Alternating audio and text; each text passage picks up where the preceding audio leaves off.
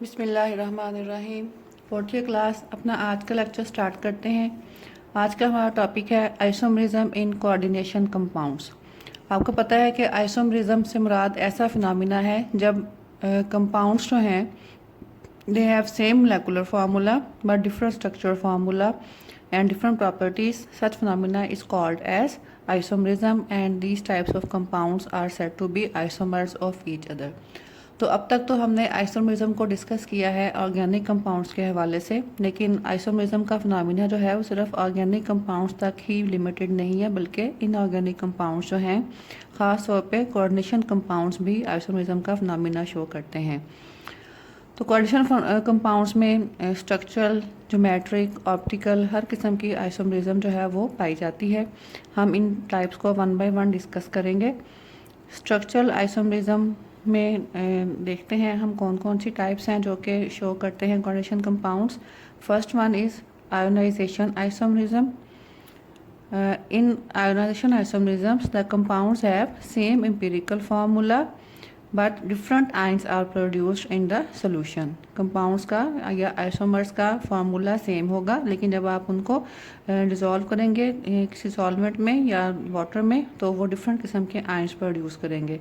For example देखें, complex है cobalt का अमोनिया और ब्रोमीन लिगेंड्स के साथ, और कॉम्प्लेक्स के आउटसाइड एक सिंपल एनायन अटैच है सल्फेट, जबकि इसका जो आयोनाइजेशन आइसोमर है उसमें लिगेंड्स जो हैं वो चेंज हो गए हैं। ब्रोमीन अब सिंपल आयन के तौर पे है और सल्फेट जो है वो लिगेंड के तौर पे है। तो दोनों का फार्मूला अगर देखा जाए एम्पिरिकल फार्मूला सेम है, लेकिन अगर आप देखें कम्प्लेक्स पोर्शन को तो वो दोनों में डिफरेंट है।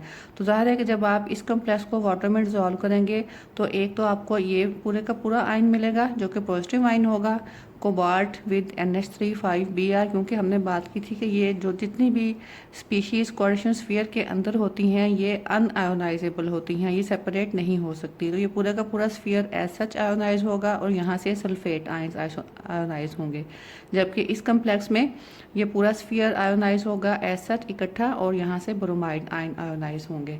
तो इस लिहाज से जब आप इनको आयोनाइज करेंगे तो आपको डिफरेंट टाइप की स्पीशीज़ देंगी, और देखें कलर भी डिफरेंट हैं।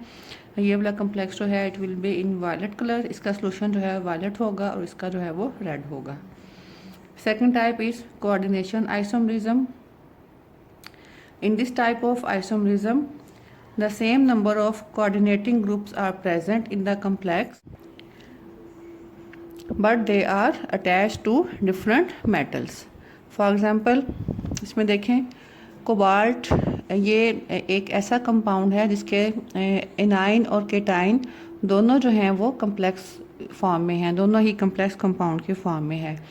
तो एक आयन जो है इसका कोबाल्ट का है अमोनिया के साथ और दूसरा आयन है क्रोमियम का साइनाइड के साथ। तो ये एक कम्प्लेक्स कंपाउंड है और इसका जो आयोनाइजेशन इसका जो दूसरा आइसोमर है that will be in the reverse of arrangement, के जो लिगेंड्स पहले कोबाल्ट के साथ थे अब वो क्रोमियम के साथ आ जाएंगे, और जो लिगेंड्स इसके पहले क्रोमियम के साथ थे अब वो कोबाल्ट के साथ आ जाएंगे। So this is another type of isomerism.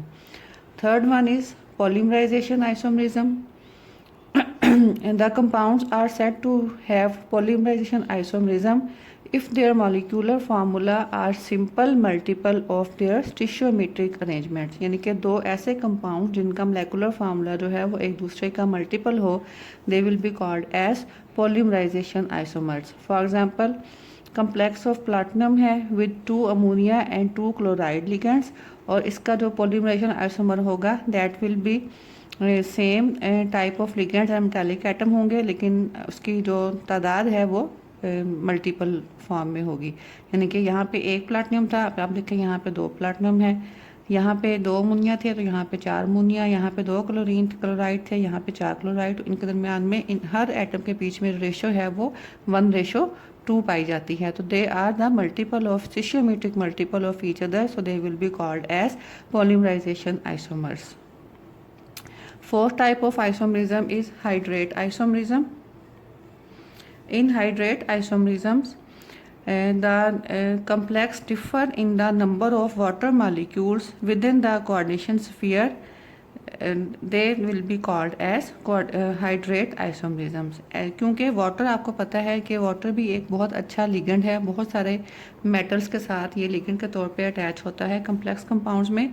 तो ऐसे कम्प्लेक्स कंपाउंड जिनमें वाटर जो है वो एज अ लिगेंड अटैच है, तो जब आप उनको आप समझें कि जब आप उनका स्ट्रक्चर स्टडी करेंगे तो within the coordination sphere number of water molecules change होने से जो आइसोमरिज्म अराइज होगी that will be called as hydrate isomerism. उसको समझने के लिए अगर आप देखें ये formula CrCl3.6H2O, this complex can have 3 different possible hydrate isomers। ये देखें, chromium with 6 water molecules and Cl3 attached as simple ion। तो यहाँ पे देखें 6 water molecules with in the sphere हैं, यहाँ पे 5 molecule with in the sphere हैं और 1 बाहर, और यहाँ पे 4 मालिक्यूल स्फीयर में हैं और 2 बाहर। तो इन सब का अगर आप देखें फार्मूला सेम होगा, लेकिन number of water molecules which are attach with the metal atom as ligands they differ in each other, so such type of isomerism will be called as hydrate isomerism. Next type is structural और salt isomerism. इस type की isomerism को समझने के लिए पहले आप एक एग्जांपल देखें लिगेंड की, जैसा कि नाइट्राइट लिगेंड है NO2 ग्रुप।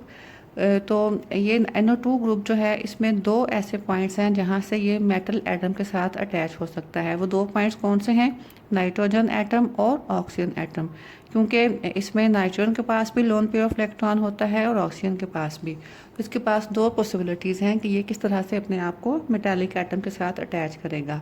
तो इस किस्म की जो आइसोमरिज्म है यानी स्ट्रक्चरल या सॉल्ट आइसोमरिज्म, ये इसी रीज़न की वजह से अराइज होती है कि ऐसे लिगेंड्स जो एक से ज़्यादा पॉइंट्स के थ्रू अटैचमेंट शो कर सकते हैं मेटल एटम के साथ, तो जब वो डिफरेंट टाइप के अपने पॉइंट्स ऑफ अटैचमेंट यूज़ करेंगे that type of isomerism will be called as structural isomerism.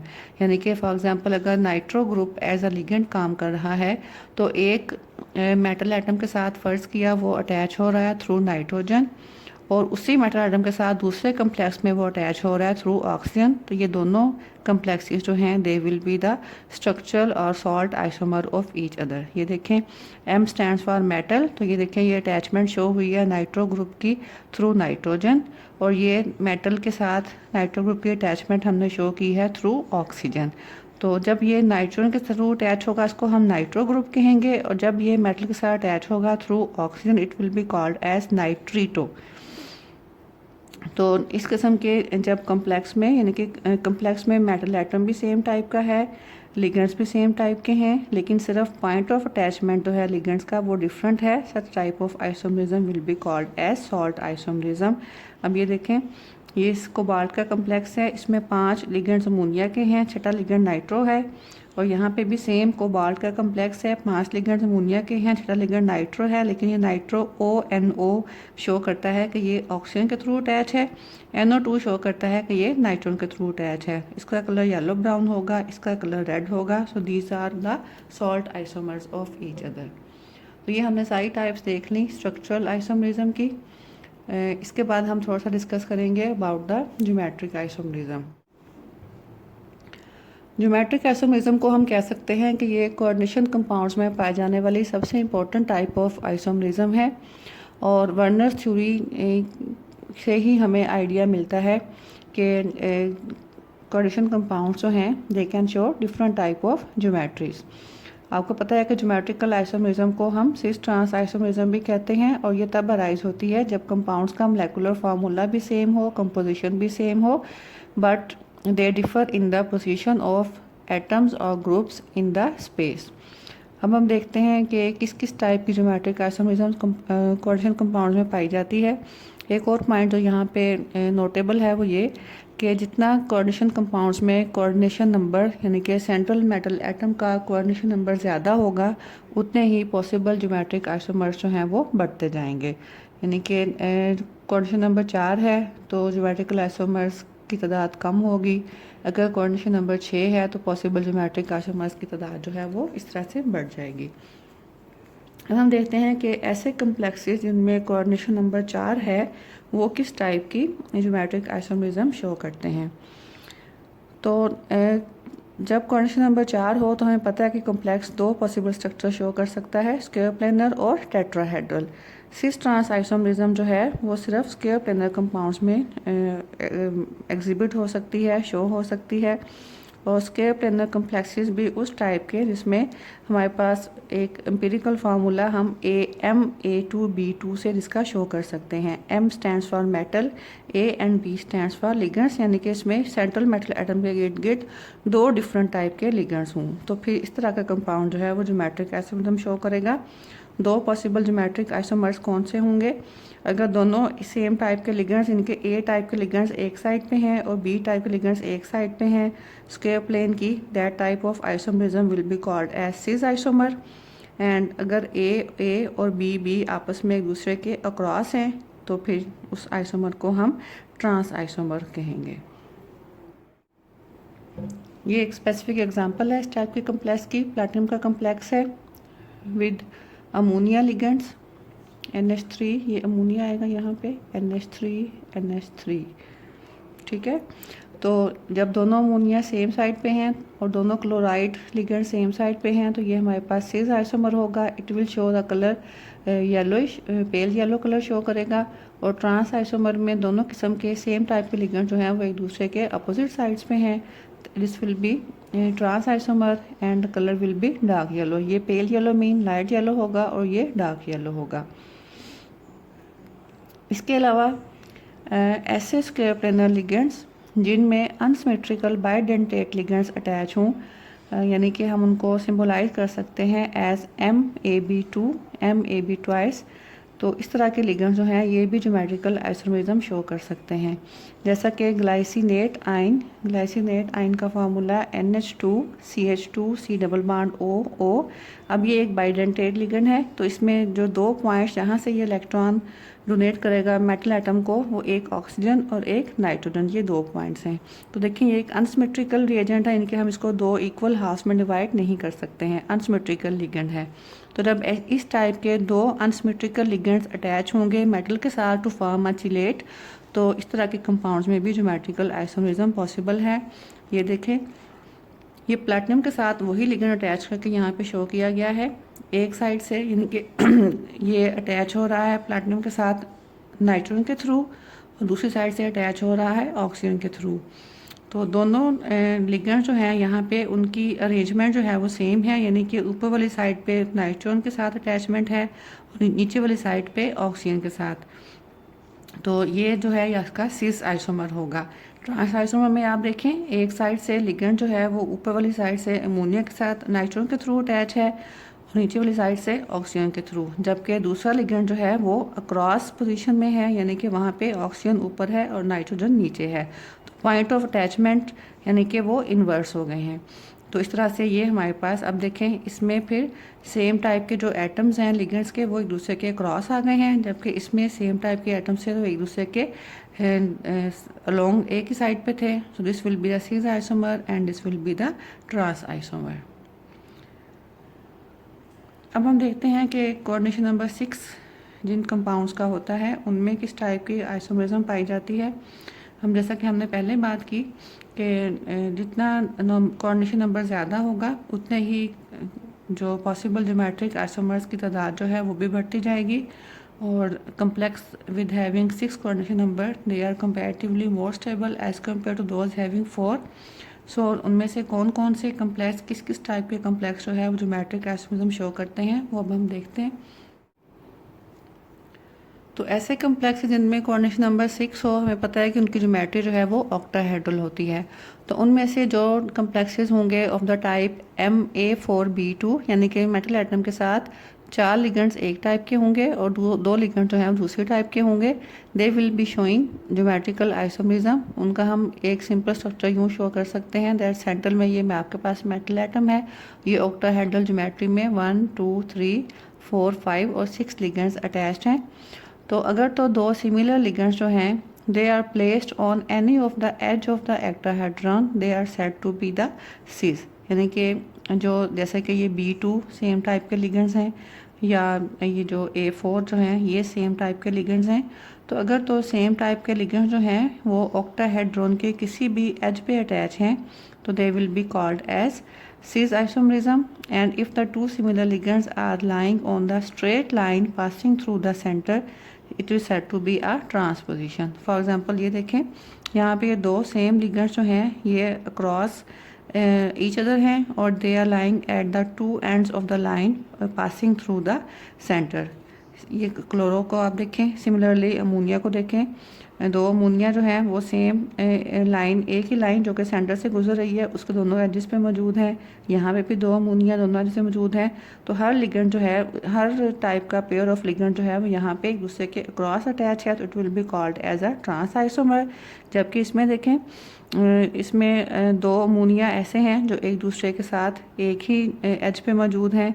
ये दो अमोनिया भी एक एच पे मौजूद है, ये दो क्लोरो एक एच पे मौजूद है, ये दो अमोनिया एक एच पे मौजूद हैं। तो इस तरह से इसमें क्योंकि कहीं भी दो सेम टाइप के लिगेंड्स जो हैं वो एक दूसरे के क्रॉस सिर्फ एक पॉइंट पे आ रहे हैं, लेकिन एक पॉइंट पे आने से नहीं बल्कि हर पॉइंट पे अगर वो क्रॉस होंगे तो वो हमारे पास सिस आइसोमरिज्म, ट्रांस आइसोमरिज्म बनेगी। यहाँ पे क्योंकि हमारे पास तीनों जो पेयर हैं वो एक दूसरे के साथ सेम एच पे आ रहे हैं तो it will be the sis isomerism. ठीक है, तो ये सिस और ट्रांस को अच्छी तरह से आप डिफ्रेंशिएट करना सीख लें।